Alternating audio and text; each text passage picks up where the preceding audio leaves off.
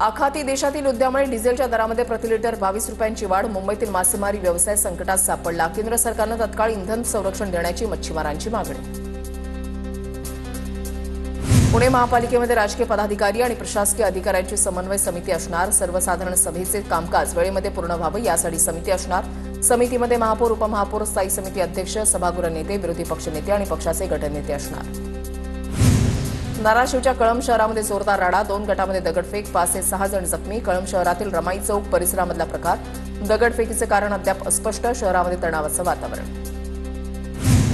बीडच्या अंबाजोगाईमध्ये खंडणीचा धक्कादायक प्रकार समोर. कन्स्ट्रक्शनच्या कंपनीला ब्लॅकमेल करत 1 कोटी रुपयांची खंडणी मागितल्याचा आरोप.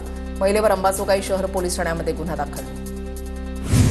पुण्यातील जांभूळवाडी पुलावर 7 ते 8 वाहनांचा अपघात. वाहनाचं नियंत्रण सुटल्यानं अपघात. जीवितहानी नाही. अपघातामुळे पुलावर असलेले डिवायडर तुटलं. जांभूळवाडीकडून पुण्याच्या दिशेने असलेल्या रस्त्यावर अपघात. चंद्रपूर शहरामध्ये अंमली पदार्थांची विक्री करणाऱ्यांच्या विरोधात स्थानिक गुन्हे शाखेची कारवाई. सापळा रचून एका तस्कराला घेतलं ताब्यात.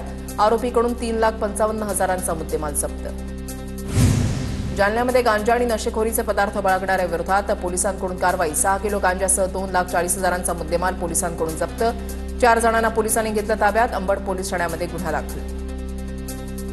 जालना जिल्ह्यामध्ये अवकाळी पावसाचा जवळपास 1,400 हेक्टर क्षेत्रावरील पिकाला फटका. बदनापूर तालुक्याला सर्वाधिक अवकाळी पावसाचा फटका.